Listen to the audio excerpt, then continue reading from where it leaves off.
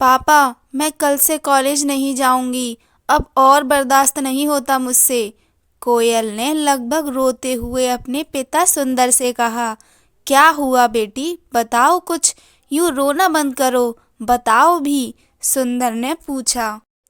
पापा, रोज आते जाते रास्ते में एक लड़का है। वो मुझे छेड़ता है, फिक्रे कसता है।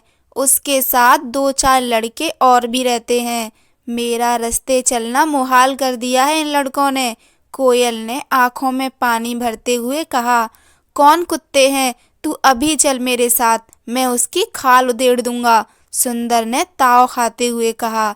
नहीं, मैं नहीं जाऊंगी, आप ही जाओ। शमशेर नाम है उसका, कोयल ने बताया। सुंदर बहुत गुस्से में भरा गया और लौटा तो उसका मुंह उतरा हुआ था।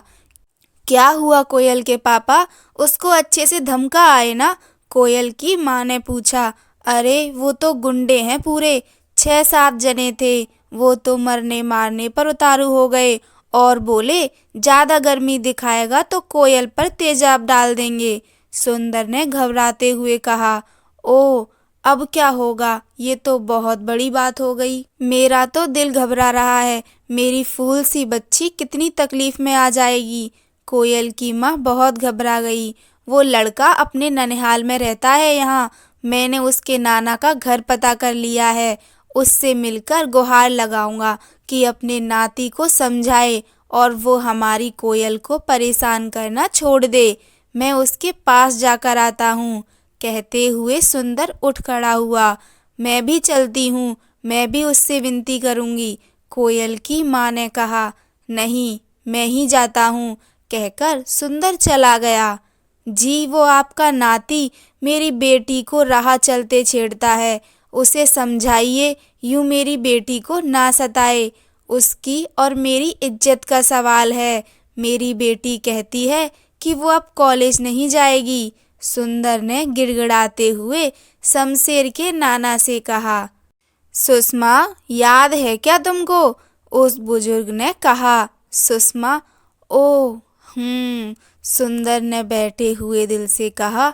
याद है ना, तुम और तुम्हारे दो चार लफंगे दोस्त मेरी बेटी सुषमा को स्कूल जाते वक्त छेड़ते थे। मैंने अपनी इज्जत के लिए उसकी स्कूल बीच में छुड़वाकर उसकी शादी कर दी थी। मैंने भी वही दर्द महसूस किया है जो आज तुम कर रहे हो। वक्त अपना बदला लेता है। कल कोई सुंदर था, आज कोई शमशेर है। वैसे बता दूं, ये शमशेर सुषमा का ही बेटा है। वो अपनी माँ के साथ किए गए दुर्व्यवहार का बदला ले रहा है और मुझे इससे सुकून मिल रहा है।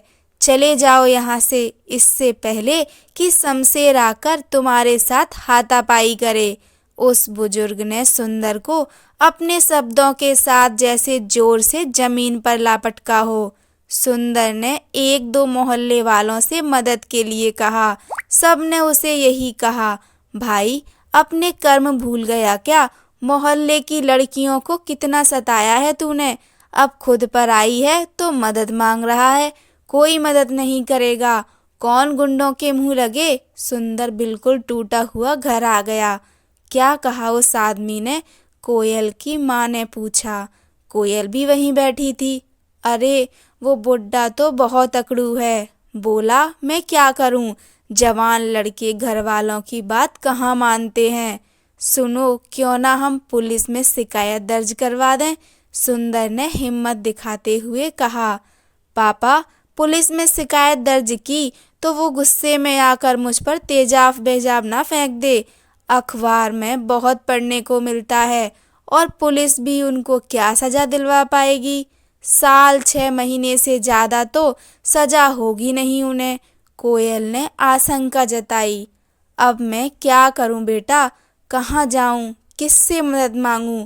मोहल्ले में भी कोई साथ देने को तैयार नहीं है। सुंदर ने बिल्कुल निढाल और लगभग रोते हुए कहा। मोहल्ले वाले तो तब मदद करते ना पापा, जब आप एक अच्छे इंसान होते।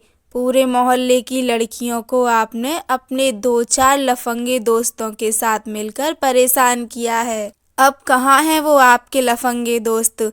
कितनी लड़कियों की पढ़ाई आप जैसे सौदों और दिल फेंक आशिकों की वजह से उनके घर वालों ने छुड़वा दी, क्योंकि उन सब में भी जैसे आज आपकी हिम्मत नहीं है उस तरह हिम्मत नहीं थी।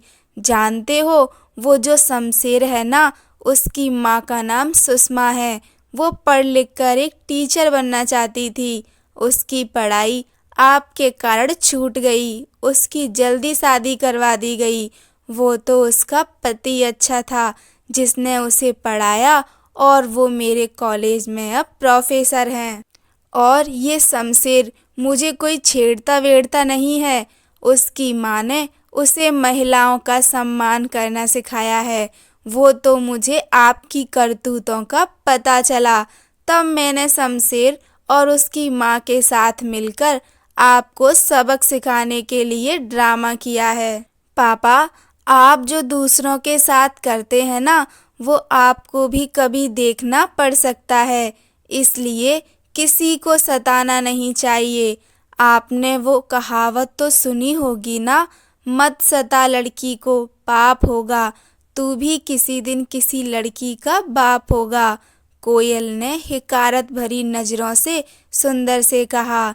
सुंदर सर झुकाए अपने पाँव से जमीन कुरेद रहा था।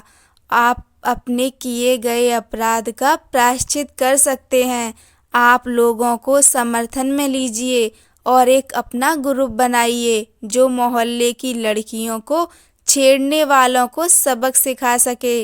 10 के आगे 5 का कोई मोल नहीं रहता। आप ये करेंगे तो आसपास के मोहल्लों में भी ये बात जाएगी। वो भी शायद ऐसा कोई ग्रुप बना लें जिसका उद्देश्य हो बेटी पढ़ाओ बेटी बचाओ। पापा, आपको ये करना ही होगा। कहीं से तो नई शुरुआत होनी ही चाहिए, कहकर कोयल अपने शर्मिंदा हुए पापा के गले से लग गई। कहानी सुनने के लिए आप सभी का धन्यवाद।